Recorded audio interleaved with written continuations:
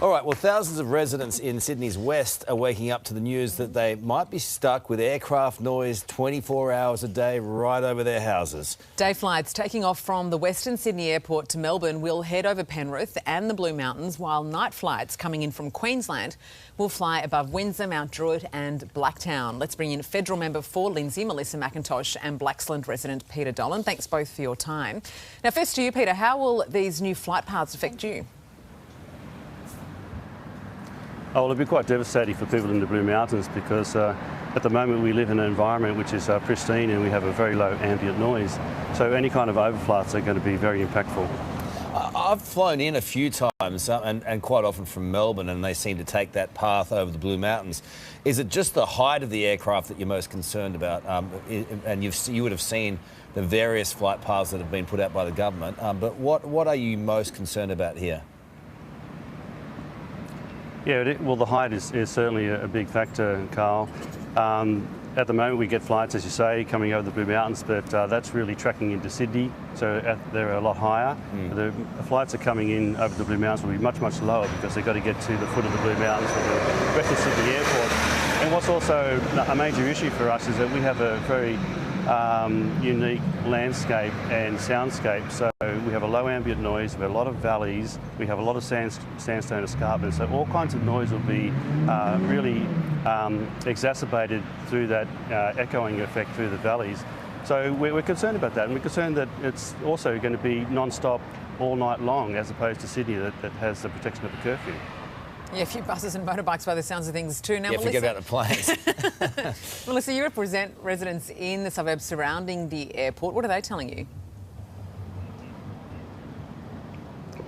Thanks very much. Well, the Minister for Infrastructure, Catherine King, released this at 12:01 this morning. So my community is waking up to a bit of a shock, not the best news. And I've been trying to get on to the tool that the government has to find out about the flight paths. But what I know right now is the high street of Penrith will have aircraft at between 5,000 to 8,000 feet, up to almost 40 times a day. And then also, this is on takeoff, in another part of my community called Cambridge Park, that will have aircraft landing up to almost 70 times a day at 2,500 to 5,000 feet. So we're impacted right across our community, and I want to make sure that this decision is a balanced decision. So I'm calling on everyone in my community to make a contribution to the community consultation process, because if it's not fair for us in Western Sydney, we're going to make a lot of noise about it. Literally, there's a lot of noise going on everywhere. But this had to happen, and we knew that progress was coming. You've known for years now that the airport's going to go in there, so there's got to be some level of compromise through all this coordination, through this consultation process. For you both, quickly, what's the resolution? Because you know it's going to happen. What's the resolution you're most comfortable living with? Oh, absolutely. I've been a big supporter of the airport. It's going to mean people in my community in Western Sydney don't have to do that long travel to and from work. We've missed out for so long, but there has to be balance when it comes to flight paths. This high street of Penrith, heading towards the Nepean River, will have planes really low in the not too distant future. I want it to be fair for people in my community. Yeah, the problem is, Carl, is that the Sydney airshed is already very busy. It really can't accommodate two international airports.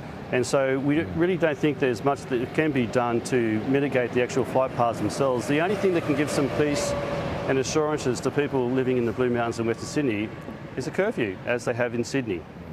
All right, let's see what happens with it all. Something we agree on. That's a flight path. That's a good thing. We got to keep rolling. But this is not a story that's going away. Appreciate you being on this morning. Back to you guys. Thank you. Hey there, Today fans, Sarah and what's my name again? oh my God, Carl. Hey, thanks for watching our YouTube channel, though. Subscribe now for more news, special reports, and amazing Aussie stories. And Carl misbehaving, Whoa, of course. That never happens. Always happens. What's she talking about?